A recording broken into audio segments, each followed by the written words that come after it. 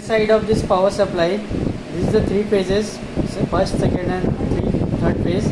This is the ground terminal. This is the JS1 remote interface from this.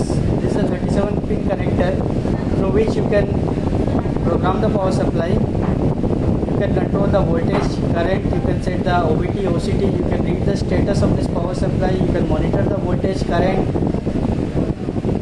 This is the RS232 connector. Through this you can connect a PC or a laptop and control the power supply. These two are the output terminals. This is the positive terminal, this is the negative terminal. Now we'll see the software interface for this power supply. For this, first we need to make this power supply to remote mode. So to enable remote mode, we'll go to menu, move to configuration by pressing this item key. Once you are in configuration, press enter. Now this, by pressing item, go to remote. When this blinks, press enter.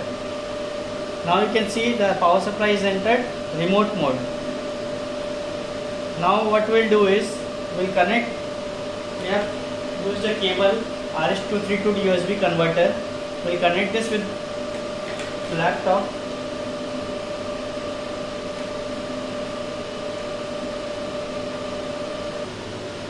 So this is the software, this is RIS panel through which we can control the power supply. So we'll do some settings first. We'll go to communication, setup. We'll select system type as the panel we have. This is a D panel, so we'll select. Here are various different panels also. So you have to select according to the model used. So this is a D panel, we'll select D panel. Now the mode of communication we have to select from here, through which we want to control the power supply. This also has various options like GPIB, RS232, or through LAN, TCP/IP, or 485. So as we have 232 here, so we'll select 232 as type of communication. Now comes the COM port.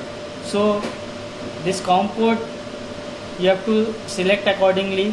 The COM port you got by connecting the power supply. Now this startup panel, this also has various options. Virtual control panel, so you will have a control panel that is similar to the front panel of the power supply, and you can control accordingly. Command panel will send command to the power supply and the power supply will respond accordingly. And it has also register panel, calibration panel for calibration, modulation panel. So we'll select virtual control panel, we'll select. So this is the virtual panel of the power supply. We can control the power supply from this interface. We can program the voltage, current, all status indications are available here.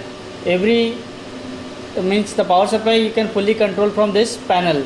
So if you want to set the voltage, we can simply rotate this and you can see the voltage being set. So where you want to leave, so 24 volt is set.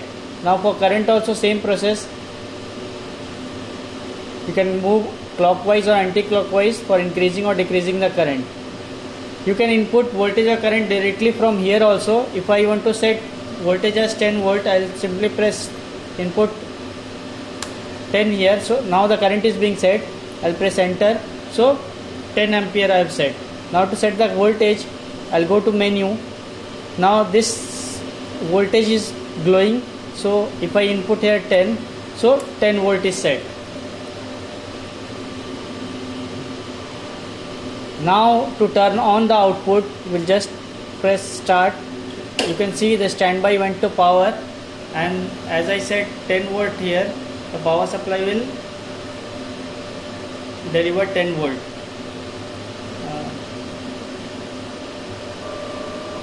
So you can see the power supply also delivering 10 volt. Change the voltage from here like 50 volt and I press enter. You can see the output of the volt power supply change. Let's change. To stop the output, press stop. To set the various parameters like OVT, OCT, same as we do in the power supply's front panel, we have to go to menu. Then to set the voltage, now CTL is glowing means voltage is glowing means you can set the voltage. Press item. Now current you can set, Again item OVT is blinking, OVT you can set. Again item OCT you can set. Item period you can set if you are using auto sequencing feature. Again item, you can enter the configuration and you can change the status indication as required. From here also you can edit the memory positions. To go out from menu, press clear. From here also you can edit memory locations. You have to go to memory. The memory location you want to edit, you have to enter there, and you can set the voltage and current of that specified memory location. To enable ARM, this you can enable ARM from here. So like this you can operate the power supply from the software itself. You can set the voltage, you can set the current, you can set OVT, OCT, every parameter that you can set from the front panel, you can operate it from here.